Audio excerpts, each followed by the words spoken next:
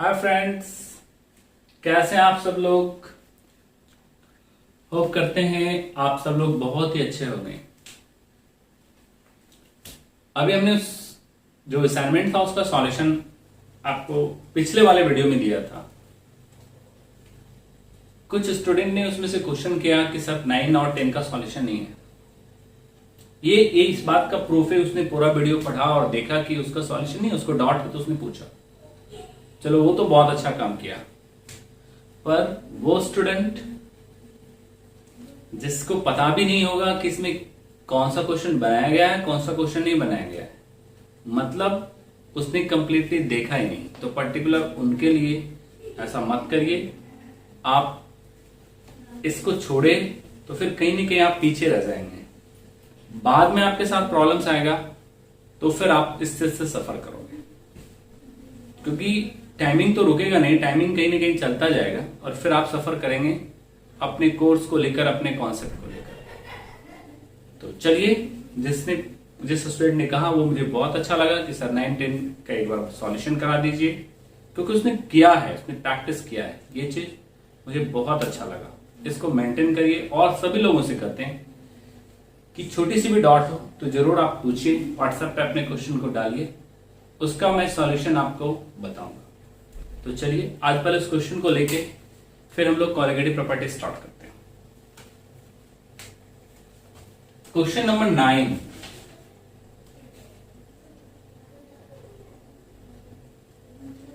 Question number 9 में क्या क्या गिवन था। क्वेश्चन नंबर 9 में गिवन था एक सॉल्यूशन है Na2H2O3 का, Na2H2O3 का, जिसका मोलरिटी दे रखा है 3। एक तो सॉल्यूशन है, साथ ही साथ इसका डेंसिटी भी दे रखा है और डेंसिटी दे रखा है 1.25 ग्राम पर एम। तो इसमें से पहला क्वेश्चन जो आपसे पूछा है वो कह रहा है अमाउंट ऑफ Na2H2O3। तो यहां पे दरअसल परसेंटेज वेट बाय वेट आपसे पूछा गया है। क्या करना है इस क्वेश्चन को बनाने के लिए? कुछ नहीं करना है। इसमें आपको टाइम क्यों लगा रहे हो? मोलरिटी दे रखा है, परसेंटेज वेट बाय निकालना है, डेंसिटी आप डायरेक्ट फॉर्मूले से बना लो, क्योंकि फॉर्मूला आपको ड्राइव कराया था। फॉर्मूले से नहीं बनाएंगे तो भी बन जाएगा। परसेंटेज वेट बाय वेट मुझे निकालना कितने में 100 ग्राम में इसका कितना वेट परसेंटेज निकल जाएगा, क्योंकि डेंसिटी दे रखा है, मोल दे रखा है। चलिए फॉर्मूले का इस्तेमाल कर लेते हैं। मोलरिटी इक्वल टू होता है percentage weight by weight into 10 into rho by में एमएस। इसकी मोलरिटी दे रखी है 3, आपको निकालना है परसेंटेज वेट बाय वेट। तो चलो ठीक है, ये तो 10 अपनी जगह पे, डेंसिटी 1.25।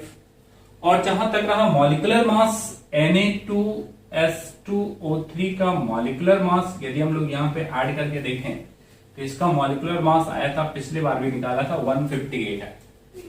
एंड बाकी कुछ बचा नहीं, आप इसको कैलकुलेट करके देख लो। आफ्टर कैलकुलेटिंग, जब इसे हम लोग गुना भाग करेंगे तो कैलकुलेट करने के बाद इसका आंसर आएगा आपको 37.92। ये मैं आपको पिछले वाले वीडियो में बताया था, पर मैं आपको 9 बता रहा हूं, फिर से बता दिया। चलो ये तो ऑलरेडी सॉल्व था। इसमें क्वेश्चन दूसरा कहता है, सेकेंड क्वेश्चन,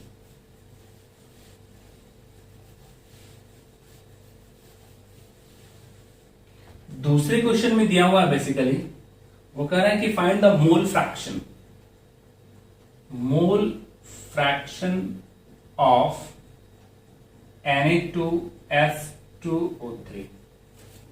क्या फर्क पड़ रहा है दोस्तों इसे निकालने में? तो सो सिंपलेस्ट, मोल फ्रैक्शन आप कैसे निकालते हो? मोल फ्रैक्शन आप निकालते हो number of mole of Na2H2O3 plus number of mole of Na2H2O3 plus निकालते हो number of mole of H2O। इसका मोल कितना दे रखा है? इसका मोल दे रखा है 3 और इसका भी मोल कितना होगा 3। और यहां पे water, wait of the solvent मुझे निकालना है।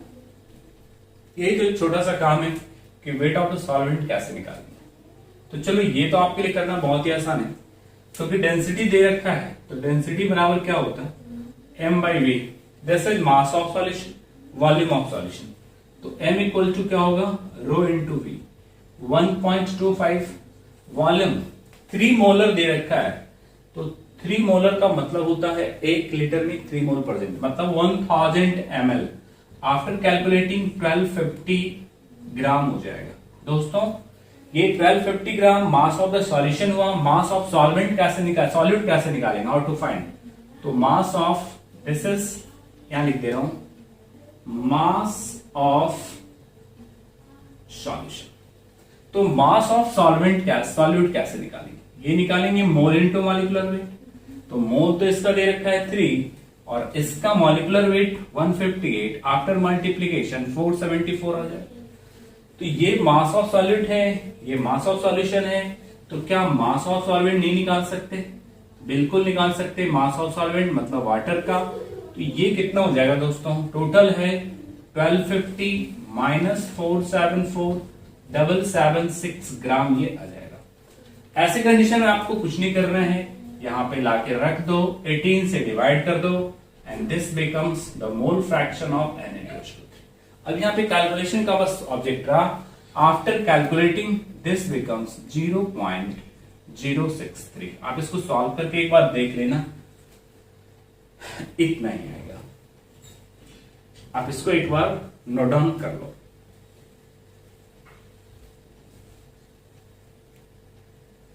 ओके फ्रेंड्स, आप लिख लिए होंगे। चलिए, तो ये मेरा दूसरा पार्ट था। तीसरा,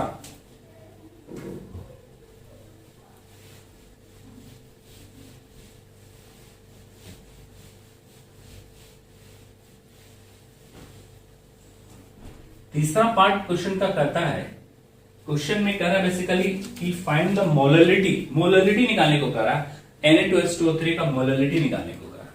तो चलिए मोलरिटी निकाल लेते हैं। Do you know the formula of molarity, बोलो, S 1000 into small w by m dash, by क्या लिखेंगे दोस्तों, कैपिटल W। ओके फ्रेंड्स, तो ये 1000 अपनी जगह पे है। What was the weight of the solute, wait of the solute की जगह पे आप ऐसा करो, यहां पे मोल ले लो, मोल कितने हो जाएंगे 3, और वेट ऑफ द सॉल्वेंट अभी आपने कैलकुलेट कर रखा था, कितना है था 776, यह था ना वेट ऑफ द सॉल्वेंट, तो निकल गया मोलरिटी।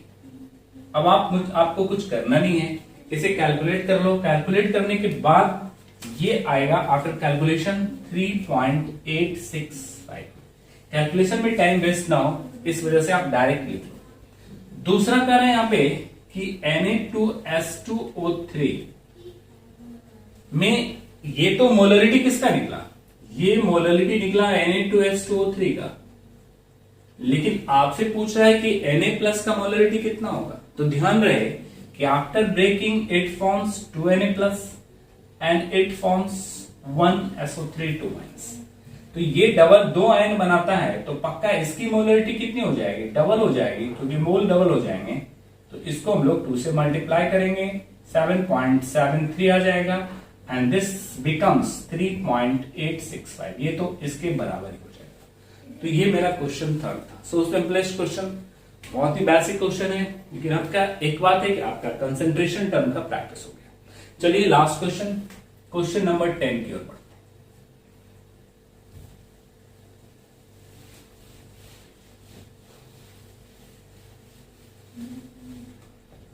क्वेश्चन नंबर 10 आपको खुद से कर लेना था, इसमें कुछ था नहीं, यहां पे सीधा सीधा दिया हुआ है 50% weight of ethyl alcohol in water. तो आपका क्वेश्चन होगा ये 50% है क्या, ये दरअसल 50% वेट बाय वेट दे रखा है। मतलब क्या निकला, मतलब निकला यहां पे कि, और इसकी डेंसिटी भी दे रखी है, कितनी डेंसिटी दे रखी है 0.914 डबल ग्राम पर ml। निकालना molarity, molarity and mole fraction है, सो सिंपलेस्ट। इसका मतलब क्या हुआ, इसका सीधा मतलब हुआ कि 100 gram of solution contains 50 gram of 100 gram of solution contain 50 gram of ethyl alcohol. 50% of ethyl alcohol in water, दोनों मिलाकर टोटल कितना हो रहा है? 100 ग्राम हो रहा है। तो 100 ग्राम सॉल्यूशन में कितना ग्राम प्रेजेंट है? 50 ग्राम प्रेजेंट है। ये इसका मतलब हुआ। तो सॉल्यूशन बना किससे रहे? तो 50 ग्राम इसमें वाटर होगा और 50 ग्राम ये होगा, क्योंकि ये तो दोनों मिलके सॉल्यूशन बन रहा है। तो फिर क्वेश्चन में बचा कुछ नहीं, आपको निकालना क्या है? मोलरिटी। डायरेक्ट फॉर्मूले का इस्तेमाल कर लो। परसेंटेज वेट बाय वेट दे रखा है, इंटू 10 इंटू रो बाय में क्या लिखेंगे दोस्तों? M dash. ये दे रखा है 50 इंटू 10। डेंसिटी कितना दे रखा है? 0.9144। मॉलिक्यूलर मास कितना होगा? 46। यहां से आप मोलरिटी निकालो। मोलरिटी कैसे निकालेंगे? सो सिंपलेस्ट। मोलरिटी निकालने के लिए हम लोग क्या करेंगे? 1000 into small w by M dash. By में क्या लिखेंगे यहाँ पे? Capital W। तो 1000।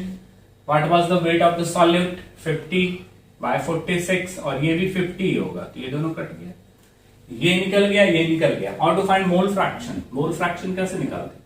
मोल फ्रैक्शन निकालते हैं इसका अपना mole, number of mole of this one plus लिखेंगे number of mole of this one plus number of mole of water लेंगे। तो इसके अपने कितने मोल हैं दोस्त? How many mole of this one present? इसके मोल कैसे निकालेंगे? तो 50y में क्या करेंगे? 46, 50y में 46 और प्लस 50y में 18। सो सिंपलेस्ट। तो कुछ था नहीं, ये तो आपको खुद से बना लेना था। चलिए, फिर भी आपने कहा तो मैं इसका सॉल्यूशन कर दिया। चलिए, इसी तरह से आपको कुछ और भी प्रॉब्लम्स रहे तो आप जरूर बताइए, उसका मैं आपको सॉल्यूशन बताऊंगा। तो थोड़ा मूव करते हैं आगे।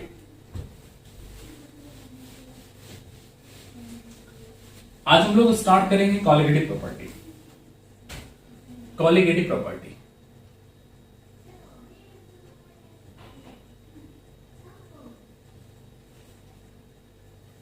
पिछले वीडियो लेक्चर में हमने 3 बातें बताई थी। सबसे पहली बात, कॉलिगेटिव प्रॉपर्टी एप्लीकेबल कहां होगा? डाइल्यूट सॉल्यूशन में। Applicable in dilute solution.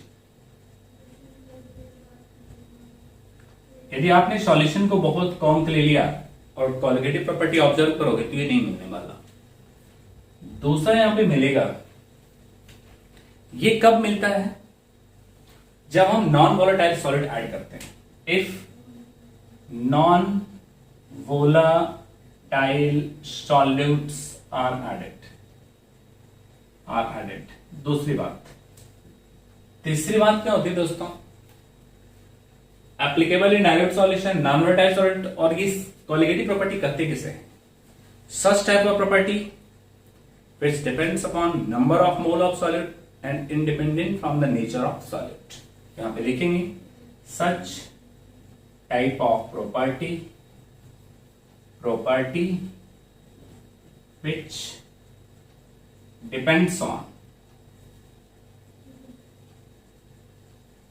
which depends on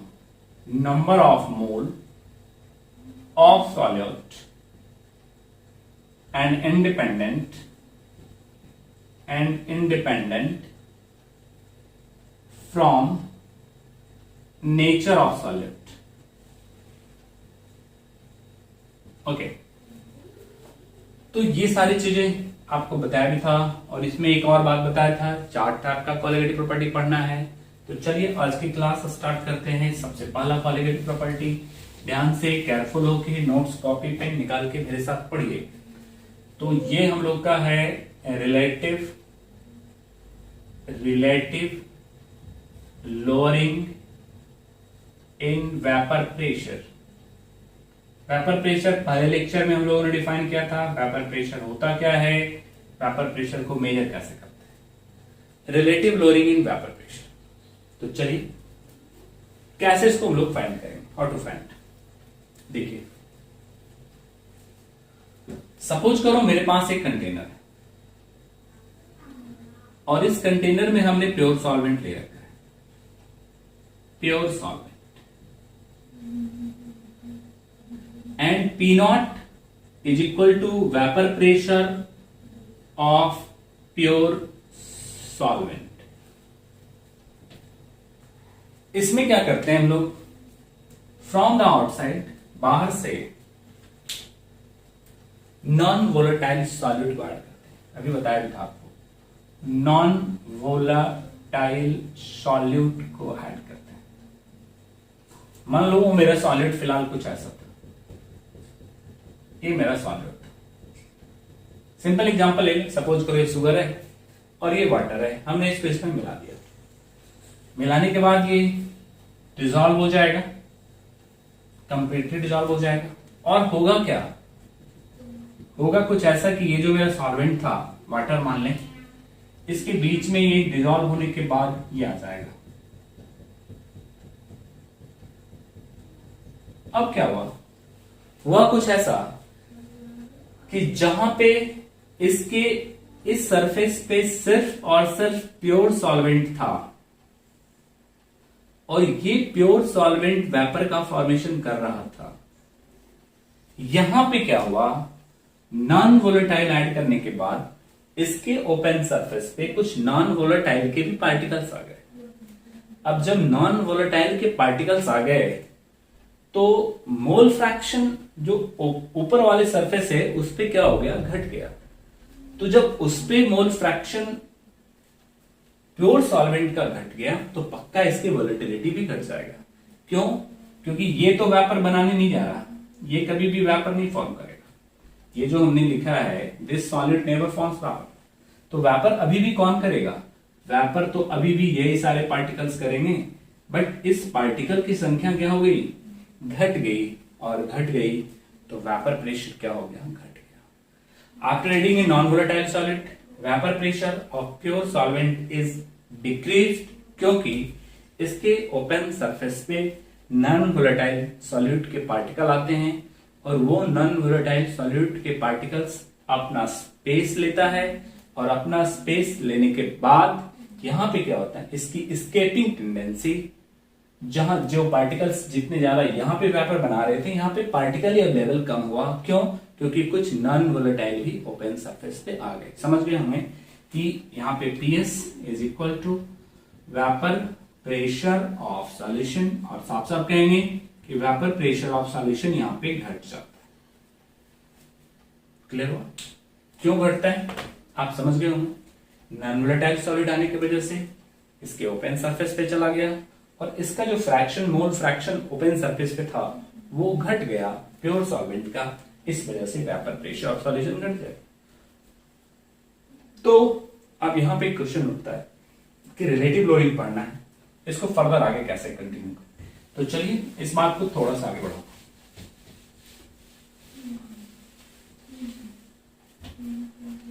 according to Raoult's law, Raoult's law में आपको बता चुका हूं। According to Raoult's law, vapour pressure of a solution is directly proportional to the mole fraction of volatile component. Volatile component. Okay. Vapor pressure of solution is directly proportional to the mole fraction of volatile component. तो PS is equal to, यहां पे मेरा जो volatile component था, यहां पे जो volatile component था वो था सॉल्वेंट, सॉल्यूट नहीं था, क्या था, सॉल्वेंट।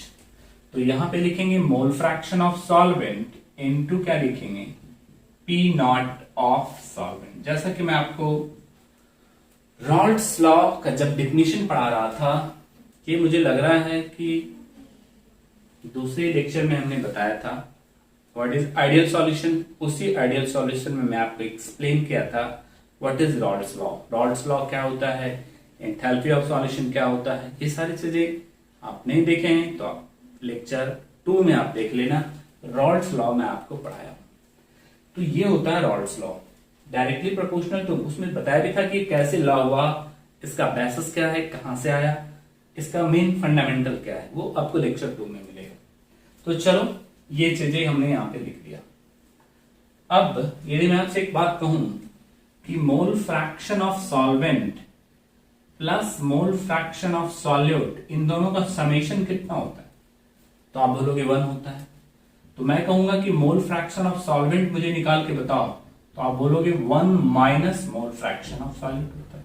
ये भी सही है दोस्तों। एक काम करते हैं, इस वाले टर्म को लाकर यहां पे रख देते हैं। तो ये वाला टर्म यदि यहां पे गया तो ये होगा PS equal to 1 minus mole fraction of solvent into क्या होगा, पी नॉट ऑफ सॉल्वेंट होगा। ये हुआ तुम्हारा पीएस इक्वल टू क्या लिखेंगे बोलो, P not of solvent minus क्या लिखेंगे बोलो, मोल फ्रैक्शन ऑफ सॉल्वेंट इनटू क्या लिखेंगे, पी नॉट ऑफ सॉल्वेंट। यदि यहां पे मैं थोड़ा सा एक्सचेंज करूं तो पी नॉट सॉल्वेंट या डायरेक्ट पी नॉट भी हम लोग यूज कर सकते हैं, बार बार लिखने की जरूरत नहीं है। चलो फिलहाल लिख लेता हूं, P nought solvent minus PS by P not of the solvent equal to क्या लिखेंगे friends, mole fraction of solvent. पता है यही तुम्हारा है relative lowering in vapour pressure. This is lowering in vapor pressure and relative to the pure solvent vapor pressure. So this term is called relative lowering. Lowering with respect to that. So this is called relative lowering in vapor pressure and this is equals to mole fraction of solvent. मैं आपको बोला था notes आप मेरे parallel बनाते चलो, क्योंकि ये तो काम का ही लेसन है, इसी से सारा सम्स बनता है कोलिगेटिव प्रॉपर्टी से। तो आप पहले इतना नोट डाउन करें।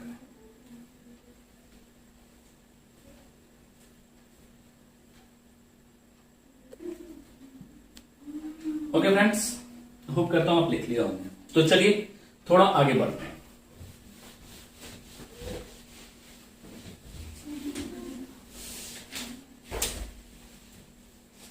कुछ चीजें यहां पे लेट करता हूं, लेट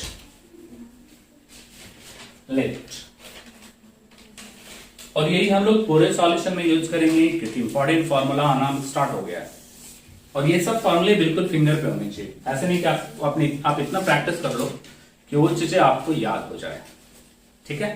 ऐसे नहीं कि हम लोग रिकॉल करके धीरे धीरे याद कर रहे हैं तो नहीं होगा, और ये चीज फास्ट कैसे होगा, it comes from only practice.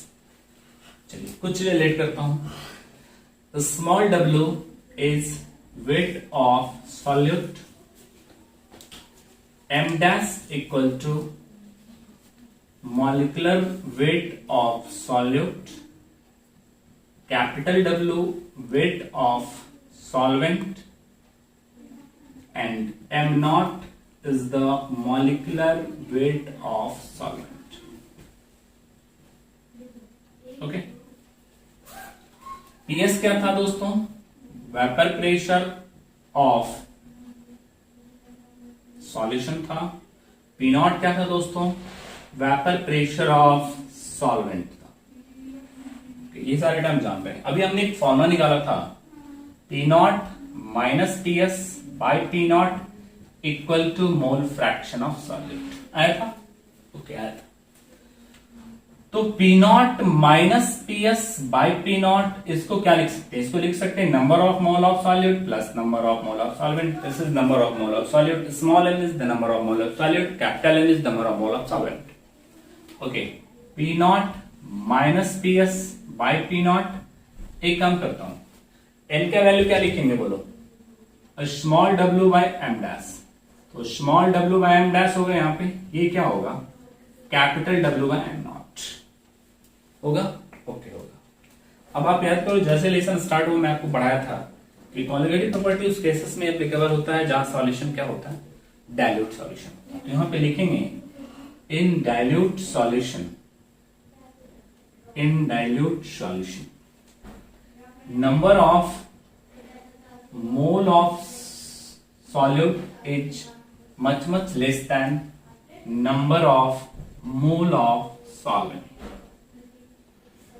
तो फ्रेंड्स यहां पे एक काम करते हैं, काम कुछ ऐसा करते हैं कि इसके मोल्स लेस हैं और इतने लेस हैं कि आप इसको इग्नोर कर सकते हो। देख लीजिए बहुत ही कम होता है। So this is ignorable, neglect लिख दो। ओके, इसको नेगलेक्ट कर सकते हैं, इग्नोर कर सकते हैं। क्यों? क्योंकि सॉल्यूशन डाइल्यूट है।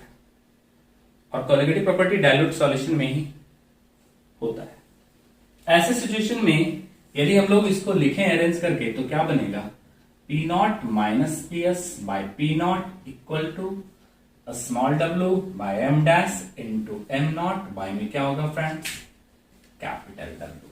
आप खुद ही देख लो, ये हम लोगों का वर्किंग फॉर्मूला बन गया। This is the working formula. आपके एनसीईआरटी में भी यही फॉर्मूला। तो एनसीईआरटी से रिलेटेड जितने भी सम्स हैं आप बनाइए इस तरह से। P not, what is P not, vapour pressure of pure solvent, PS vapour pressure of solution, P not ये हुआ लोरिंग, ये हुआ relative Tshering, weight of the solute, molecular weight of solute, m naught molecular weight of solvent and capital W weight of solvent। ये सारी चीजें hope करता हूं आप समझ गए होंगे। यहाँ इग्नोर क्यों किए, क्योंकि ये रियली डाइल्यूट सॉल्यूशन है और इस डाइल्यूट सॉल्यूशन में सॉल्यूट का मोल बहुत ही कम है सॉल्वेंट के रिस्पेक्ट। तो ये सारी बात आप नोट डाउन कर लीजिए और ये कुछ आपके लिए खासा ही इंपॉर्टेंट फॉर्मूला बन के तैयार हो। प्रॉब्लम्स की ओर हम लोग मूव करेंगे, उससे पहले एक छोटी सी बात और बता देना चाहता हूं। पहले आप इसको नोट डाउन करो।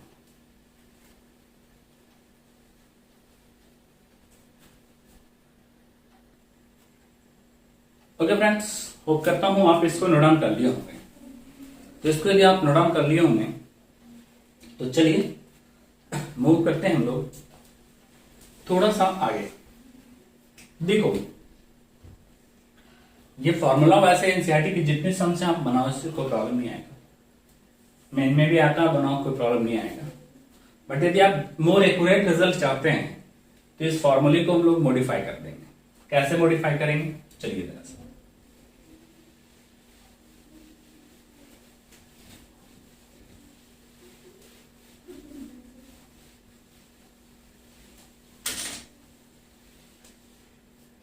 मॉडिफिकेशन करते हैं इसी फॉर्मूले में, जो कि ज्यादा एक्यूरेट फॉर्मूला। आप कंफ्यूज मत होना कि कब कौन सा यूज करना है, नहीं यूज करना है, ये मैं आपको बता दूंगा। पर पहले आप सुनो, लिखेंगे मॉडिफाइड फॉर्म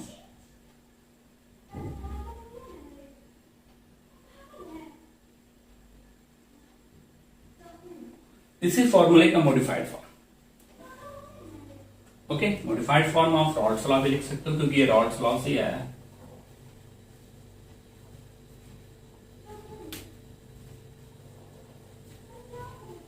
ओके, देखिए P not minus P S by P nought equal to N by N plus N है फ्रेंड्स।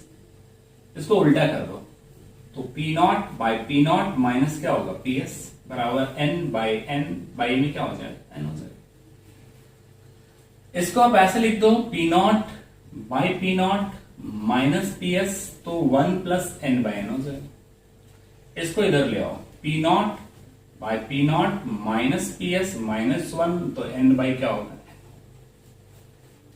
यहां पे फ्रेंड्स यदि हम लोग एलसीएम लें तो P not minus P S तो पी नॉट माइनस क्या होगा, P S, and that is equal to capital N by small N. ठीक है, अब इसको थोड़ा सा इधर ही कंटिन्यू करता हूं। तो यहां से आप क्या लिखोगे, पी नॉट, ये तो आपको टर्म माइनस, तो माइनस माइनस क्या हो गया, प्लस हो गया। तो इसको डायरेक्ट क्या पीएस लिख सकते हैं क्या, बिल्कुल लिख सकते हैं। तो PS by P not minus PS equal to क्या आया, कैपिटल एन बाय एन। जरा इसको उल्टा कर दो तो P not minus PS by PS equal to N by N आया। Do you know what is the value of N, small W by M dash capital W by M naught. ऐसे situation में friends formula क्या बना, P not minus P S by P S equal to W by M dash by M not, by में क्या लिखेंगे, capital W। आप देख लो ये हम लोग का क्या बन गया, ये हम लोग का फॉर्मूला बन गया। दोनों फॉर्मूले में क्या फर्क मिला, इसमें हमने कहीं पे इग्नोर नहीं किया। पिछले वाले केस में हमने क्या किया था, इस वाले टर्म को इग्नोर करने के बाद ये फॉर्मूला बना लिया था। यहां पे हमने कोई इग्नोर नहीं किया, मतलब यहां जो रिजल्ट मिलेगा वो मोर एक्यूरेट रिजल्ट मिलेगा। इस केस में जो रिजल्ट मिलेगा वो क्या मिलेगा, मोर एक्यूरेट मिलेगा। थोड़ा सा दोनों फॉर्मूले को कंपैरिजन कर लेते हैं। आप समझ गए क्या क्या फर्क था? चलो आप इसको नोट डाउन कर लो, आगे की बात बताता हूं। ओके, लिख लिया। कंफ्यूजन ना हो, दो तरह का चीजें था, P not minus P S by P nought equal to, हम लोगों का फॉर्मूला यहां पे आया था small w by M dash by M nought by capital W। इस फॉर्मूले में हमने क्या किया था, small N H much much less than capital N, और इस टर्म को क्या किया था, इग्नोर किया था। ओके फ्रेंड्स, क्योंकि यही किसके इक्वल था, n by n plus n के इक्वल था, तो इस टर्म को हमने क्या किया था, नेग्लेक्ट किया था। अभी जो हमने फॉर्मूला निकाला पी नॉट, इसी से निकाल लिया था, इसी इक्वेशन से निकाला था, P nought by P S equal to small w by M nought by M dash by, यहां पे हमने कुछ भी इग्नोर नहीं किया था, nothing is ignored, nothing is ignored. तो कुछ भी यदि इग्नोर नहीं किया तो यहां जो रिजल्ट मिलेगा वो क्या मिलेगा, मोर एक्यूरेट रिजल्ट मिलेगा। ओके, बट यहां पे एक प्रॉब्लम है, ये फॉर्मूला आपको एनसीईआरटी में नहीं दिया है दोस्तों। फॉर्मूला आपको एनसीईआरटी में यही दिया है, तो कोशिश करना है कि आपको सम्स जो भी बनाना है वो इसी फॉर्मूले से बनाना है, but for the purpose of knowledge, ठीक है। ये भी आप जान लो कि बिना इग्नोर किए हुए मुझे मोर एक्यूरेट रिजल्ट मिलेगा, बट यहां पे इग्नोर करने के बाद मुझे ये रिजल्ट मिलेगा। लेकिन क्योंकि एनसीईआरटी का एक फॉर्मूला है, तो कोशिश करना है कि हम इसी का यूज पूरे एनसीईआरटी के सम्स में करें और आगे मेन वगैरह में एग्जाम में भी इसी फॉर्मूले का यूज करें। ओके फ्रेंड्स, तो ये था हम लोगों का एक। अब एक काम करता हूं, यहां पे इसी से रिलेटेड एक सम डिस्कस कर लेते हैं, एक प्रॉब्लम डिस्कस कर लेता हूं। जो फॉर्मूला भी हमने तैयार किया उसमें से एक प्रॉब्लम लेता हूं। ओके, तो चलिए पहले क्वेश्चंस लिख लेता हूं। क्वेश्चन कुछ ऐसा है, क्वेश्चन तो हम लोग इसके बहुत सारे बनाएंगे, जो मैं आपको असाइनमेंट्स दूंगा और डिस्कस करूंगा, बट अभी फिलहाल एग्जैक्ट सिर्फ उसी फॉर्मूले से रिलेटेड एक सम लेते हैं और उसको डिस्कस करते हैं। क्वेश्चन है, कैलकुलेट द वेपर प्रेशर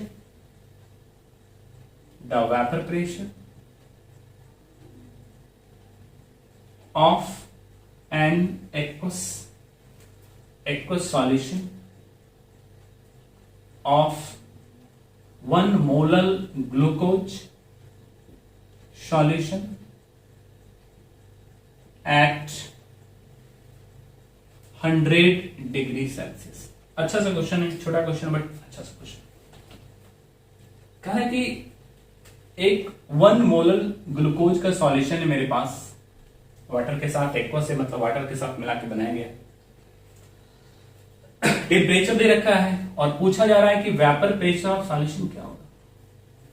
तो तुम्हारे माइंड में क्वेश्चन आएगा कि आपने तो कुछ वैसा रिलेशन बताया नहीं था, क्योंकि हमने जो रिलेशन बताया था वो क्या बताया था, P not minus P S by P not, after ignoring जो फॉर्मूला बना है उसी को यूज करना है।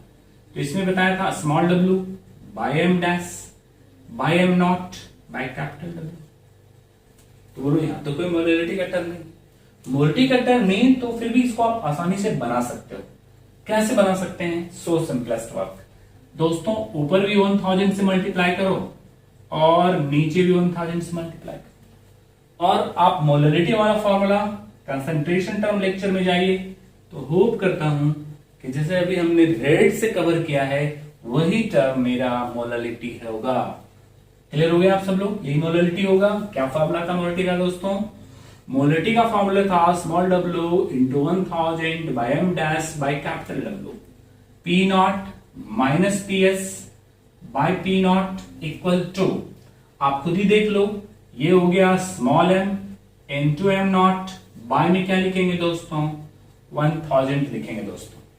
देख लीजिए आपके सामने सारी चीजें। इसी टर्म को हम लोग क्या कहते हैं? This term is called molarity. बोलो सर एक काम तो मेरा आसान हो गया कि हम अब ऐसे क्वेश्चंस को मोलरिटी के फॉर्म में भी कन्वर्ट करके बना सकते हैं। So simplest, what was the value of molarity? 1 molar. Water का मॉलिक्यूलर मास 18/1000। फिर एक क्वेश्चन बना कि सर पी नॉट क्या होता है? ये तो खास बात है, ऐसे क्वेश्चंस का नहीं दिया रहेगा, लेकिन आपको सोचना होगा और मैं आपको बताता हूं। वेपर प्रेशर का भी लेक्चर हमने डिस्कस किया है बिगनिंग वाले लेक्चर में, आप उसको भी देखिए। उसमें मैं आपको क्या बताया था कि प्योर वाटर का वेपर प्रेशर 100 डिग्री सेल्सियस पे 1 एटमॉस्फेरिक प्रेशर के बराबर होता है, क्योंकि वहां पे वो बॉयल करता है और उस लिक्विड का vapour pressure atmospheric vapour pressure के बराबर होता है। तो 100 डिग्री सेल्सियस पे जो मेरा पीएस का वैल्यू आएगा वो आएगा, सॉरी पी नॉट का जो वैल्यू आएगा ये आएगा 180 m, या इसी को हम लोग 760 mm ऑफ HG भी कर सकते हैं मरकरी हाइट, या 76 सेंटीमीटर ऑफ मरकरी हाइट कर सकते हैं। ओके फ्रेंड्स, तो फिर कुछ बचा नहीं क्वेश्चंस में, mm में हम लोग निकाल सकते हैं। तो पी नॉट का वैल्यू 760 लेता हूं, ये मेरा पीएस है, और यहां भी क्या है दोस्तों, सॉरी ये कितना हो जाएगा, अगेन 760 हो जाएगा। तो ये सारी चीजें आ गई। अब इसमें करना क्या है, इसको बस कैलकुलेट करना है, और कैलकुलेट करने के बाद मुझे कौन सा वैल्यू आ जाएगा, पीएस का वैल्यू आ जाएगा। आफ्टर कैलकुलेटिंग, जब इसे आप कैलकुलेट करेंगे, गुणा भाग करेंगे, तो ये आता है 746.32 mm ऑफ HG। होप करता हूं इससे रिलेटेड एक छोटा सा सम आपको समझ में आएगा। ये फॉर्मूला आपको याद हो जाना चाहिए प्रैक्टिस करते करते। तो चलिए वो तो हम लोग प्रैक्टिस करेंगे ही आगे वाले टॉपिक में। अभी फिलहाल इसका रिलेशन एक छोटे से टॉपिक से है, उसको हम लोग कंप्लीट कर लें, फिर रिमेनिंग बातें हम लोग आगे के रिलेशन में करेंगे। एक बहुत इंपॉर्टेंट पार्ट से यहां पे पढ़ना है, वो ये है relation between Dalton's law of partial pressure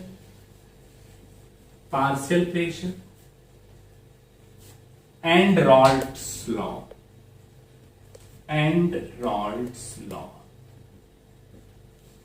very important topic.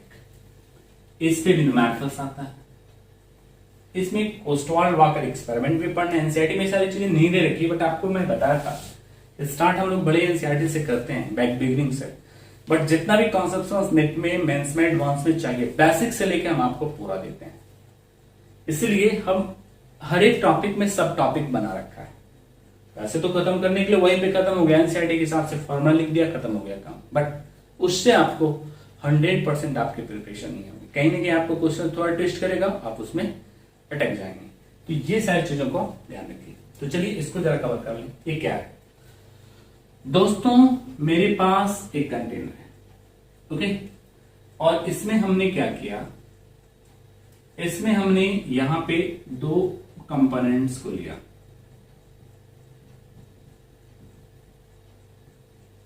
एक कंपोनेंट ए लिया और दूसरा कंपोनेंट बी लिया। अभी ए और बी दोनों के दोनों वोलेटाइल हैं, A and B both are volatile. तो कुछ समय बाद ऐसा होगा कि इन ए के भी, मान लो बना ही लेता हूं कुछ, ये ए है,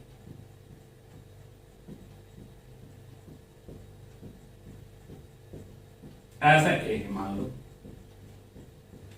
और क्रॉस हमने बी लिया, तो बी के भी वेपर ऊपर आएंगे, इसके वेपर आएंगे, इसके भी, क्योंकि दोनों का दोनों वोलेटाइल है, दोनों के वेपर आएंगे। यदि यहां पे हम लोग रॉल्ट्स लॉ लगाएं, रॉल्ट्स लॉ, तो रॉल्ट्स लॉ कहता है कि partial vapour pressure of A equal to mole fraction of A into P nought A. ठीक है, ये मोल फ्रैक्शन क्या है? This mole fraction present in liquid. वैसे यदि पीबी लिखना चाहेंगे तो क्या लिखेंगे? Mole fraction of B into क्या लिखेंगे दोस्तों? P not of B. Again this mole fraction is present in what? Liquid. लेकिन जब ये वेपर में गया तो वेपर में जाने के बाद इसके मोल फ्रैक्शन अलग होंगे सॉल्यूशन वाले मोल फ्रैक्शन से। ठीक है, क्योंकि ये तो वेपर में चला गया। तो इसका यदि हम यहां पे इसका यदि पार्शियल वेपर प्रेशर का फॉर्मूला लिखें तो यहां पे हम लोग लिखेंगे PA equal to mole fraction of A dash, यहां पे करते हैं। यहां पे हम लोग क्या लगाएंगे? जब ये वेपर हो गया तो ऐसे सिचुएशन में यहां पे हम लोग लगाते हैं Dalton's law. Dalton's law of partial pressure. Dalton's law कहता है कि partial vapour pressure of A is directly proportional of the mole fraction that present in vapour phase. इसलिए हमने यहां पे डैश टर्म का यूज किया, ये डैश नहीं है। ओके, तो यहां पे यदि मैं इसको हटाऊं और इसको लिखूं तो यहां पे दोस्तों कौन सा कांस्टेंट देते थे? याद है आपको? यहां पे देते थे पी टोटल। क्या देते थे? Total. What is P total? P total यहां पे कुछ नहीं होगा, summation of PA plus PB होगा, ये ध्यान रखें। तो इसको लेते हैं हम लोग इक्वेशन 1, इसको लेते हैं इक्वेशन 2, और यदि हम लोग यहां पे पार्शियल प्रेशर ऑफ बी लिखेंगे तो mole fraction of B dash लिखेंगे। This is mole fraction of A present in vapour phase, this is mole fraction of B present in vapour phase. दोस्तों ये भी वेपर फेज का, ये vapour phase का। यहां पे कौन सा लॉ लगा? Dalton's law of partial pressure लगा। लेकिन आप ये मत समझना कि रॉड से निकालेंगे तो पार्शियल वेपर प्रेशर अलग होगा, और ये दोनों से पार्शियल वेपर प्रेशर का जो वैल्यू आएगा वो सेम आएगा। तो यदि सेम आता है इन दोनों से तो हम ऐसा लिख सकते हैं by equating equation 1 and sorry ये 3 होगा, ये 4 होगा। ठीक है, 1 एंड 3, 1 और 3 को इक्वेट करेंगे दोस्तों तो क्या बनेगा? जरा देखो, x a into p a not equal to x a that into PT. PT क्या है? ये तो आप जान रहे हो कि प्योर वेपर प्रेशर है। पीटी है टोटल प्रेशर। पीटी क्या है? This is what? Total pressure. तो ये मेरे लिए काम का फॉर्मूला बना। ठीक ऐसे ही यदि इक्वेट करें 2 और 4 को बाय इक्वेटिंग 2 एंड 4, यहां पे लिख देता हूं बाय इक्वेटिंग 2 एंड 4, तो 2 और 4 को यदि इक्वेट करेंगे, इक्वेशन 2 और 4 को यदि इक्वेट करेंगे by equating equation 2 and 4 friends, तो ये होगा x b into PB not equal to x b dash into क्या लिखेंगे? पीटी। तो देखो ये जो इक्वेशन निकला, इस इक्वेशन से मुझे बेनिफिट निकलेगा कि यदि कोई ऐसा भी सम्स आए जिसमें पूछा जाए कि what is the mole fraction in vapour phase, तो हम इसका यूज करके बना लेंगे। तो यहां पे 2 को हमने रिलेट किया। वंस अगेन थोड़ा मैं आपको समझा दूं, रॉड्स लॉ के अकॉर्डिंग लगाएंगे तो partial vapour pressure of A equal to mole fraction of A into P not b, और इसके अकॉर्डिंग ये दोनों मोल फ्रैक्शन लिक्विड में है, बट ये डाल्टन्स का है कि Dalton's law of partial pressure of gas is directly proportional to mole fraction of gas present in vapour phase. तो वेपर फेज में एक्स ए डैश है, यहां एक्स डैश बी है, तो इसको इससे इक्वेट करेंगे तो ये आएगा, इसको इससे इक्वेट करेंगे तो ये आएगा। तो ये इसकी थ्योरी थी, आप इसको नोट डाउन करो। इससे रिलेटेड प्रॉब्लम्स अभी आपको बताता हूं।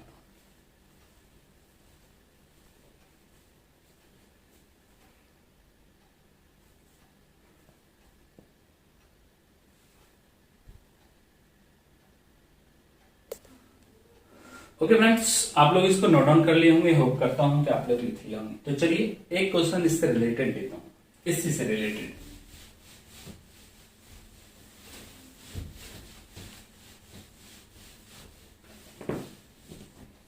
रॉल्स लॉ और डॉल्टन लॉ से रिलेटेड सम्स तो हम आपको बहुत सारा देंगे, बट यहां पे एक छोटा सा क्वेश्चन लेके समझने की कोशिश करते हैं इस क्वेश्चन को।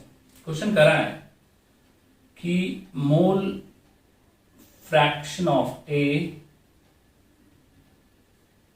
Wafers above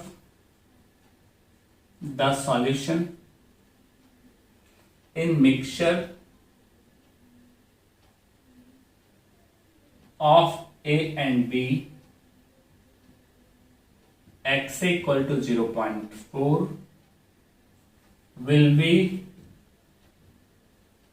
PA naught equal to 100, PB naught equal to 200 mm of Hg, दोनों mm of Hg में ही है। तो चलिए सॉल्व करें इस क्वेश्चन को। देखो पहले आप समझ लो, फिर आप तुरंत ही बना लोगे। क्या कर रहा है, एक कंटेनर है, जिस कंटेनर में मेरे पास ए भी है और बी भी है। ए की मोल फ्रैक्शन लिक्विड में 0.4 है inside the liquid, this is in the form of liquid. Okay, तो बी के फ्रैक्शन कितने होंगे, बोलो 0.6 होंगे, क्योंकि दोनों का सम कितना होता है, 1 होता है। तो कह रहा है कि जब ये वेपर में गया, ये ए का है और ये मान लो बी का है, तो कह रहा है कि ए का फ्रैक्शन बी में कितना होगा। मतलब आपसे पूछा जा रहा है कि what is the value of x A dash. ये भी तो ये भी निकल जाएगा। तो चलो सबसे पहला काम करते हैं हम लोग, पार्शियल प्रेशर ऑफ ए निकालते हैं अकॉर्डिंग टू रॉल्स लॉ। तो mole fraction of A into P not of A, ये किसमें मौजूद है मोल फ्रैक्शन, लिक्विड में। और ये लॉ कौन सा हुआ, ये हुआ मेरा रॉल्स लॉ। कितना मोल फ्रैक्शन है फ्रेंड्स, 0.4, और ये कितना है friends, 100। After multiplication this becomes कितना हो जाएगा, ये 40 हो जाएगा। ओके, ठीक वैसे यदि हम लोग पीबी लिखना चाहेंगे दोस्तों, तो एक्स बी इंटू क्या लिखेंगे दोस्तों, PB not. Again this was the mole fraction in liquid, ये होगा 0.6। टोटल कितने दे रखे हैं दोस्तों, ये दे रखे हैं 200। After addition this becomes 120 mm, mm नहीं आएगा, ये आएगा mm में, और ये भी आएगा mm। मैं आपसे कहूं कि पी टोटल कितना होगा, तो आप क्या बोलोगे, 160 हो जाएगा आफ्टर एडिशन। दोनों को जोड़ दो, इसको इसको, तो कितना होगा, कितना होगा। अब आपको वेपर में पूछा है, तो यहां पे कौन सा लॉ लगाएंगे, डाल्टन्स लॉ लगाएंगे। And do you know what is Dalton's law, Dalton's law है P equal to x A dash into P total. PA का वैल्यू कितना है दोस्तों, 40 equal to x A dash into what was the P total, P total दिया हुआ है 160, so X A dash equal to 40/160, मतलब 1/4, मतलब हुआ 0.25। तो देख लो इसी का मोल फ्रैक्शन लिक्विड में, वेपर में कितना होगा, 0.25। ये जो है आपका that was the mole fraction in vapour phase. ये वेपर फेज में मोल फ्रैक्शन है, और ये मेरा लिक्विड में, ये रॉल्स लॉ। यहां से पीए का वैल्यू यहां के पीए के वैल्यू से सेम होगा, दोनों पार्शियल वेपर प्रेशर ऑफ ए ही है, बट निकालने का तरीका अलग है। ये डाल्टन लॉ से निकल रहा है और ये रॉल्ट लॉ से निकल रहा है, दोनों से वैल्यू सेम आएगा। तो एक्स ए डैश का वैल्यू यहाँ पे 0.25 होगा। होप करते हैं आपको ये फॉर्मूला समझ में आया होगा। इसी में एक छोटा सा है